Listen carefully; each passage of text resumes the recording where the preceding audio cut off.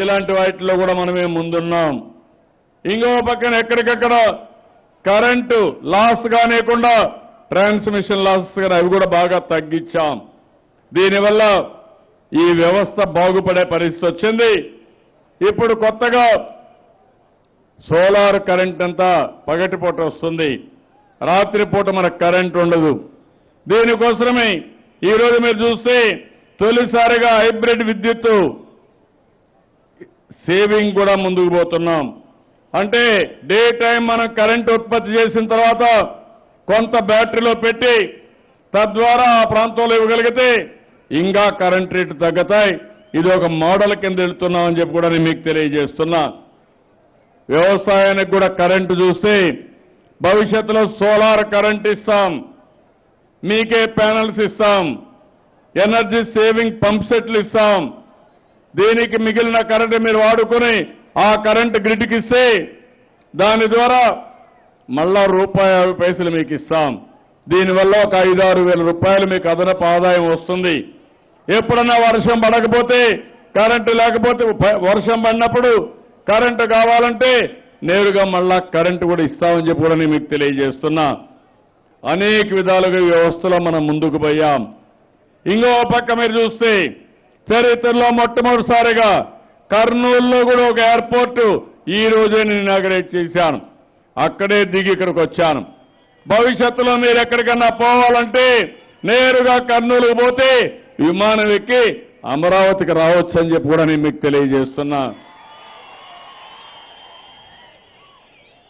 ఎవరు ఊహించలేదు. అలాంటి కార్యక్రమానికి శ్రీకారం చుట్టాం. ఇంకో పక్క మన రాష్ట్రంలో 1000 కిలోమీటర్ల తీర ప్రాంతం ఉంది. మనం తయారు చేసిన వస్తువుల్ని విదేశాలకు పంపించే విధంగా పోర్టులు డెవలప్ చేస్తున్నాం.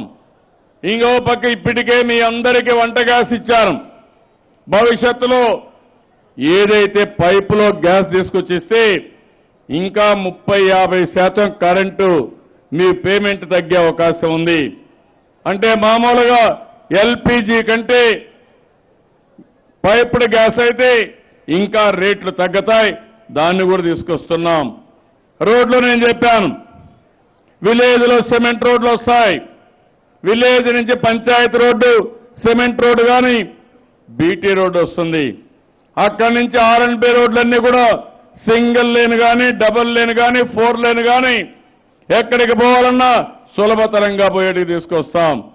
తొందరలోనే అన్ని వాహనాలు స్కూటర్లు కానీ సైకిళ్లు కానీ కార్లు కానీ ట్రాక్టర్లు కానీ అన్ని కూడా ఎలక్ట్రికల్ వెహికల్ తీసుకొస్తాం.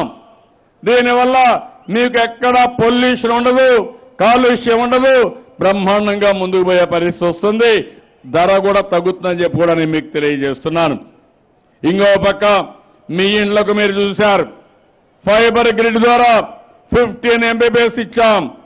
300 ఛానళ్లు, 3 టెలిఫోన్లు, మీరు ఎంత టైం కావాలంటే వాడుకోవచ్చు.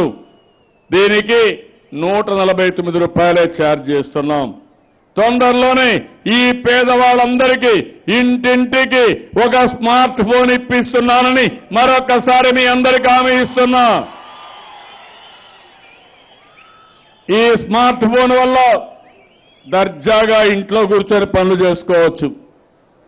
నాతో మాట్లాడాలన్నా మాట్లాడుకోవచ్చు, ఏ పని కావాలన్నా చెప్పుకోవచ్చు, నేను అడిగిన దానికంత సమాధానం చెప్పచ్చు. ఏ అధికారికి పనున్నా ఒక యాప్ కొడితే పని అయ్యి మళ్ళా మీకు సమాధానం చెప్పే పరిస్థితి తీసుకొస్తామని చెప్పి కూడా నేను మీకు తెలియజేస్తున్నాను. ఇంకో పక్కన రహదారులు నేను ముందే చెప్పాను, కర్నూలుకి అమరావతి నుంచి ఒక ఎక్స్ప్రెస్ వే వస్తుంది. అది కాని వస్తే పెద్ద ఎత్తున మనకు ఉపయోగపడే పరిస్థితి వస్తుంది. 4-5 గంటల్లోనే మీరు అమరావతికి వచ్చే అవకాశం ఉంది. ఇంకో పక్కన ఆర్థిక నగరాలు కూడా ఏర్పాటు చేస్తున్నాం. అంటే మీరు ఎక్కడన్నా ఉంటే అక్కడి నుంచి దగ్గరలోనే పనిచేసుకుని అక్కడనే సెటిల్ కావడానికి చేస్తున్నాం. ఇంకో పక్క MSME పార్కులు, నియోజకవర్గానికి ఒక పారిశ్రామిక కేంద్రాన్ని పెడుతున్నాం. మీరు అక్కడనే ఉత్పత్తి చేసుకోవడం, ఇంట్లో ఉత్పత్తి చేసినా అక్కడ వచ్చి మార్కెటింగ్ చేసుకునే వ్యవస్థకు శ్రీకారం చుడుతున్నాం. మన రాజధాని ఉంది, అమరావతి ప్రపంచంలోని ఒక అగ్ర రాజధానిగా తయారు చేయాలని తెలుగువాడు గర్వపడే విధంగా ప్రపంచం మొత్తం మాట్లాడుకునే విధంగా మన అమరావతి వస్తుంది. ఒక్కసారి మీరందరూ కూడా చూడాల్సిన అవసరం ఉంది. నిన్ననే మీరు చూశారు పోలవరం ప్రాజెక్టు. ఒకే రోజు పోలవరంలో మీరు చూస్తే 32,000 క్యూబిక్ మీటర్లు కాంక్రీట్ వేయించాం. ఇంతవరకు చరిత్రలో ప్రపంచంలో ఎక్కడా జరగలేదు. పోలవరం మన జీవనాడి. మీకు ఇక్కడ పులి కనుమలో నీళ్లు వస్తున్నాయంటే అక్కడ గోదావరి నుంచి కృష్ణాకు నీళ్లు వచ్చాయి కాబట్టి ఆ నీళ్లు అక్కడ వాడుకుని ఇక్కడ తుంగభద్రలో గాని శ్రీశైలంలో గాని నీళ్లు ఈ ప్రాంతానికి వాడే పరిస్థితికి వచ్చాం. దీనివల్ల మనకు చాలా సమస్యలు పరిష్కారం చేసే పరిస్థితి వచ్చింది.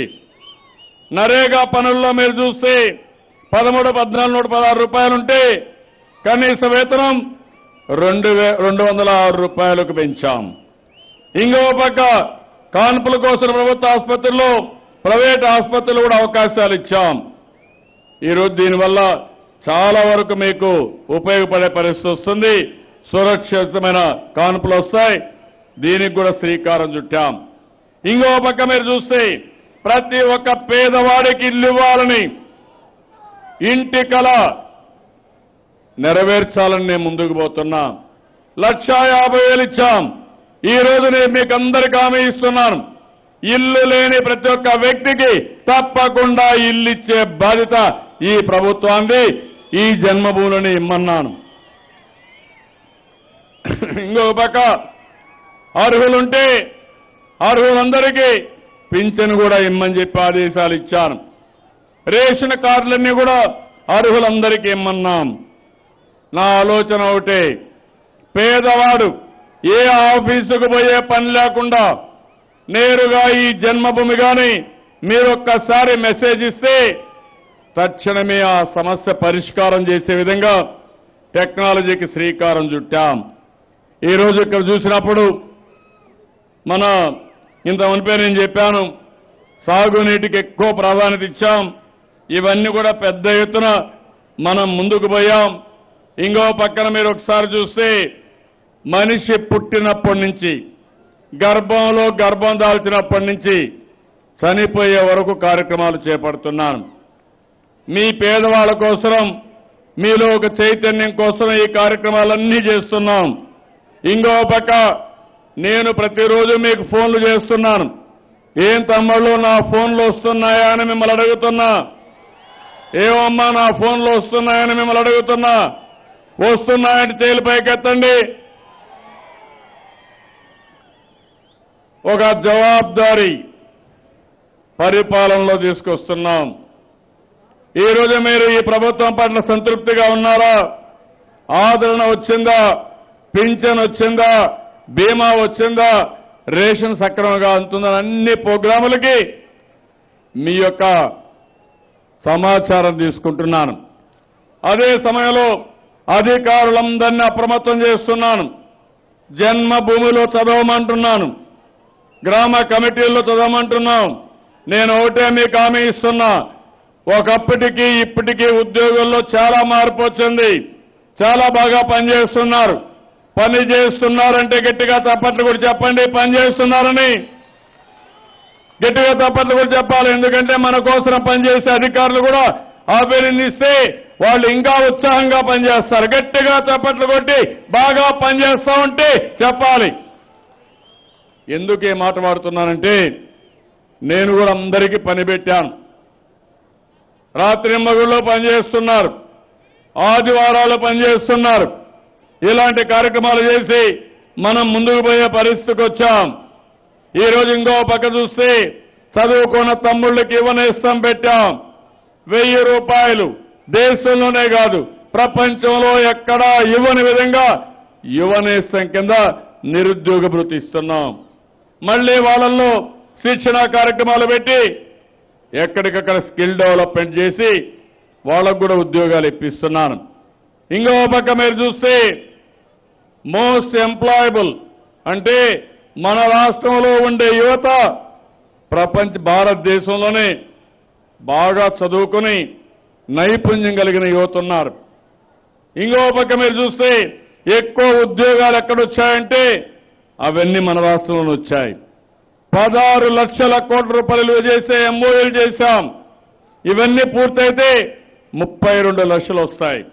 ఓర్వకల్లో పెద్ద ఇండస్ట్రియల్ హబ్ వస్తుంది. ఈ రోజే నేను ఫౌండేషన్ వేశాను. ఒక ఫార్మా సిటీకి కూడా ఫౌండేషన్ వేశాను. మొన్నే చేశాం. ఒక ఫుడ్ పార్క్ కోసం, అదే మరి సీడ్ పార్క్ కోసం కూడా ఫౌండేషన్ వేశాం. ఇంతవరకు చరిత్రలో ఎప్పుడు రాని పరిశ్రమలు ఈ కర్నూలు జిల్లాకు వస్తున్నాయి. ఈ డివిజన్ కూడా తీసుకొస్తాం. ఎమ్మిగనూరులో కూడా ఒక టెక్స్టైల్ పార్క్ కోసం ఈడీబీ అన్ని విధాల ప్రయత్నం చేశారు. తొందరలోనే దానికి కూడా ఫౌండేషన్ వేస్తామని మీ అందరికీ హామీ ఇస్తున్నాను. ఇంకో పక్కన ఈ సంవత్సరం పులి కనుమ ఎత్తిపోతల పథకం, దీనివల్ల 26,400 ఎకరాలకు నీళ్లు వస్తుంది. 230